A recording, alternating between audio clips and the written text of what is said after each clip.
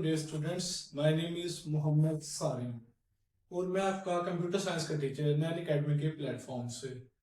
उम्मीद करता हूँ आप सब खैरियत से होंगे और लेक्चर को डेली रूटीन पर सुन रहे होंगे। आज हम नेक्स्ट लेक्चर स्टार्ट आउट करने से पहले हम थोड़ा सा अपना प्रीवियस लेक्चर देख लेते हैं कि उसमें हमने क्या चीजें डिस्कस की थी। ठीक है, अब हमने अगर प्रीवियस लेक्चर देखें तो हमने थ्योरी ऑफ सिस्टम डिस्कस किया था, इंफॉर्मेशनल सिस्टम डिस्कस किया था और car as a system discuss किया था।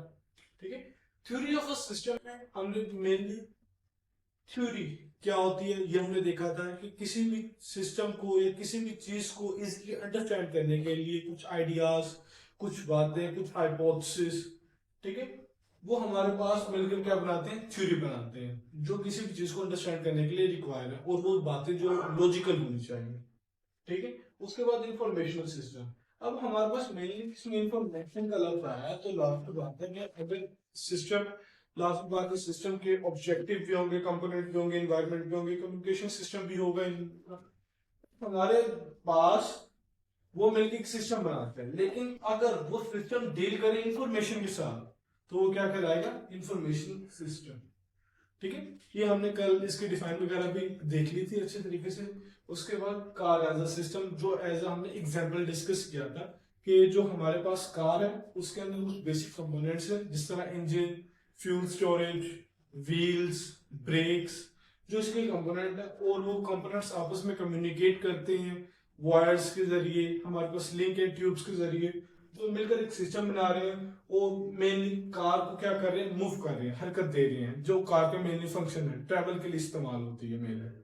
ठीक है, आज ही हम आज अपना जो नेक्स्ट लेक्चर है वो स्टार्ट आउट करते हैं जिसमें हमारे पास अगेन सिस्टम थ्योरी है। ठीक है, आप थोड़े से शायद कंफ्यूज हो रहे हो कि हमने कल भी थ्योरी ऑफ सिस्टम डिस्कस किया और सिस्टम थ्योरी, इन दोनों में फर्क क्या है। मैं आपको बताता चलूं कि इन दोनों में कोई फर्क नहीं है। ठीक है, क्यों कोई फर्क नहीं है, क्योंकि थ्योरी ऑफ सिस्टम या सिस्टम थ्योरी एक ही चीज है, लेकिन जो बातें मैंने कल आपको बताई, ठीक है, वो बातें थी जो हमें थ्योरी ऑफ सिस्टम प्रोवाइड करता है। ठीक है, या थ्योरी ऑफ सिस्टम डिस्क्राइब करता है। ठीक है, हमारे पास वो बातें हमने कल देखी थी और आज मेनली हम इसके डिफाइन देखेंगे। क्या देखेंगे, डिफाइन, और ये मेनली शॉर्ट क्वेश्चन है आपका 2 number. System theory is a set of principles and methods for analyzing and designing complex systems and focusing on their structure and functional properties. ठीक है, अगर हम इसमें देखें कि हमारे पास एक मजमुआ है, प्रिंसिपल हम बोलते हैं असूलों को। ठीक है, असूल वगैरह, मेथड्स तरीकेकार हैं। ठीक है, एनालाइज का मतलब होता है किसी चीज को जांचना, परखना। ठीक है, हमारे पास क्या है, जांचना, परखना।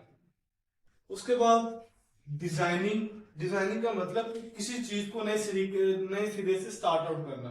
ये हमारे पास आप अक्सर ड्राइंग वगैरह करते हैं।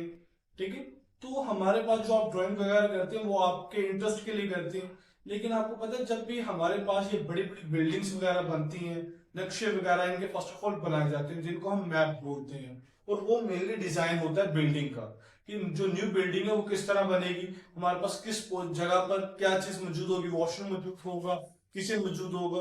ठीक है, तो हमारे पास बेसिकली डिजाइन जो है वो हमारे पास एक किस्म का मैप है। उसके बाद कॉम्प्लेक्स सिस्टम एंड फोकसिंग, जो फोकस का मतलब होता है वो तो बचा होता है। ठीक है, on their structure and functional properties. और स्ट्रक्चर सात को बोलते हैं, हमारे पास जो कोई कोई भी चीज है वो किससे मिलके बनी है और किस तरह उसकी अरेंजमेंट है। ठीक है, उसके बाद हमारे पास जो फंक्शन है उसका काम क्या है। अब इस चीज को थोड़ा सा अंडरस्टैंड करने के लिए हम इसकी एग्जांपल लेते हैं, किस तरह जो ये स्ट्रक्चर और फंक्शनल प्रॉपर्टीज है इसको हमने अंडरस्टैंड करना है। तो मिसाल के तौर पर अल्लाह ताला ने जो हमारे फेस की तख्लीक है वो बहुत ही उम्दा तरीके से की है। अगर आप जस्ट इमेजिन करें कि हमारे पास जो ये नाक है, ठीक है, ये यहां ना होने की बजाय हमारे माउथ के किसी और रीजन में हो, आंखों की जगह हो, या आंखें हमारे पास इस रीजन की बजाय कहीं और मौजूद हो। तो क्या ये अपना काम बेटर परफॉर्म कर पाएंगे?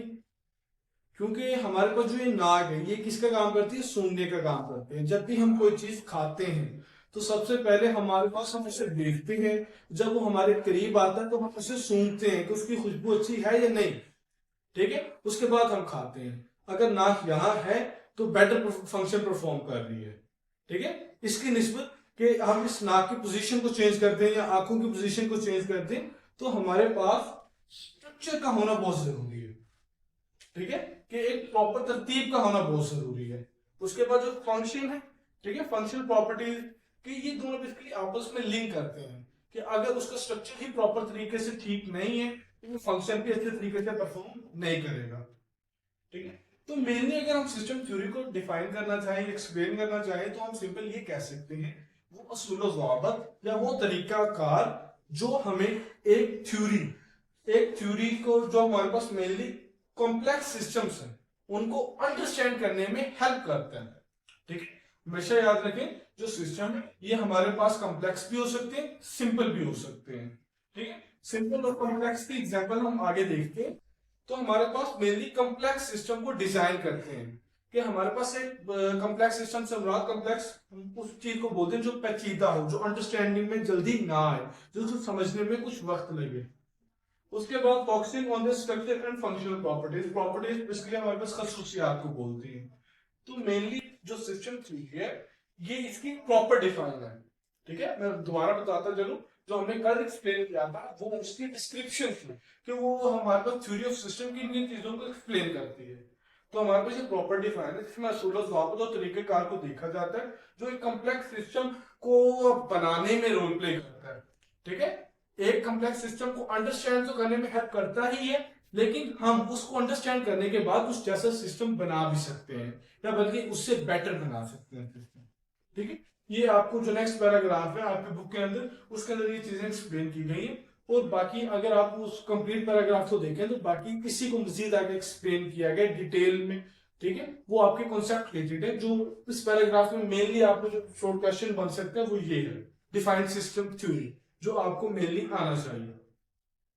उसके बाद हमारे पास आपको सिंपल स्टार्टिंग में कुछ लाइनें तो बताई हुई हैं कि आप branch of science that deals with complex systems in living organisms related. तो सिंपल हमारे पास वो सिस्टम थ्योरी के आप कहने की एग्जांपल बताई हुई है, ठीक है। डिफाइन नहीं है, प्रॉपर एग्जांपल है कि जो हमारे पास जिंदा जानदार है, लिविंग ऑर्गेनिज्म है,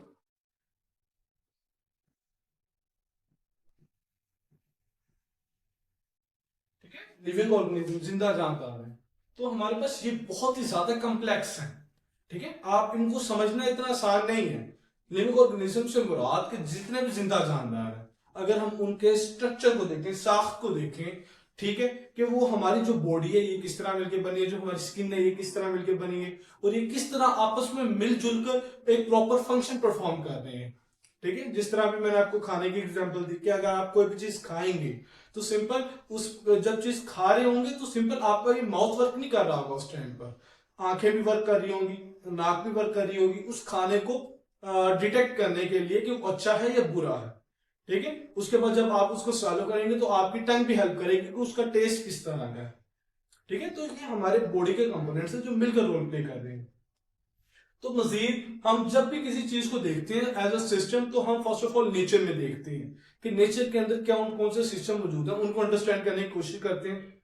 फिर जब उनको अंडरस्टैंड कर लेते हैं तो उनकी बेसिस पर प्रिंसिपल्स बनाते हैं और उन प्रिंसिपल्स को अप्लाई करके हम न्यू सिस्टम्स क्रिएट करते हैं।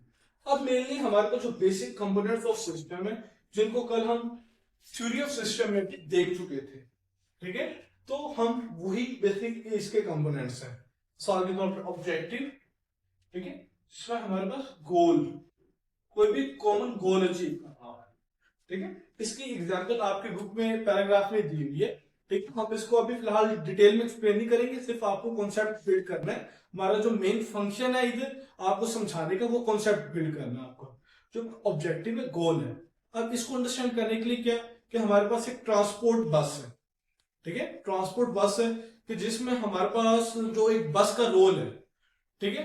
तो उसका क्या काम है कि हमारे पास जो मुसाफिर है उसके अंदर बैठे हुए उनको सही सलामत उनकी मंजिल मकसूद तक पहुंचाना, उनकी मंजिल तक पहुंचाना, वो उस बस का क्या है, हमारे पास ऑब्जेक्टिव है और वो उसको पूरा करने के लिए काम करेंगे। तो हमारे पास ऑब्जेक्टिव किसी भी किस्म का कोई गोल हो सकता है सिस्टम रिलेटेड। उसके बाद कंपोनेंट्स, ठीक है, जिस तरह हमने कार के एज ए कंपोनेंट देखे थे कि इंजन, ब्रेक, व्हील्स और एक्सेट्रा। उसके बाद इन्वायरमेंट, इन्वायरमेंट हमेशा याद रखें, जो इन्वायरमेंट है, ठीक है, हमारे पास जब हम किसी चीज को कहते हैं ये एज अ सिस्टम है, तो बेसिकली हमने उसको डिस्टिंग्विश कर दिया कि दो इन्वायरमेंट में हमने उसको हमारे पास डिवाइड कर दिया। एक इन्वायरमेंट इंटरनल है और दूसरा क्या है, एक्सटर्नल। ठीक है, एक इंटरनल है, दूसरा क्या है, एक्सटर्नल इन्वायरमेंट। कि जो हमारे पास उस सिस्टम के इर्द जितनी भी चीजें हैं, ठीक है, वो उसका क्या होगा, इन्वायरमेंट। और वो बात की बात है कि वो इफेक्ट करती हैं या नहीं करती उससे इफेक्ट, ठीक है, लेकिन अगर वो इसके इर्द गिर्द मौजूद है तो वो इन्वायरमेंट है उसका, वो भी एक्सटर्नल इन्वायरमेंट। और दूसरा जो सिस्टम जिसमें काम कर रहा है, फंक्शन परफॉर्म कर रहा है, और जो सिस्टम का एक इंटरनल इन्वायरमेंट है कि वो किस तरह उस इन्वायरमेंट में फंक्शन परफॉर्म कर रहा है। और लास्ट में कम्युनिकेशन। और कम्युनिकेशन हमारे पास मेनली क्या है कि जो हमारे पास कंपोनेंट, डिफरेंट कंपोनेंट्स है, वो आपस में बेटर फंक्शन परफॉर्म करने के लिए कम्युनिकेट किस तरह करते हैं। होप सो आपको ये लेक्चर अंडरस्टैंड हुआ होगा। और एक बात हमेशा रिमाइंड में रखें कि जो हमारे ये मेन लेक्चर्स हैं, ये आपको सिर्फ कॉन्सेप्ट प्रोवाइड करेंगे, बाकी आपने जो लर्निंग है वो खुद करनी है। ठीक है, खुदा हाफिज, और इंशाल्लाह नेक्स्ट लेक्चर में मुलाकात होती है।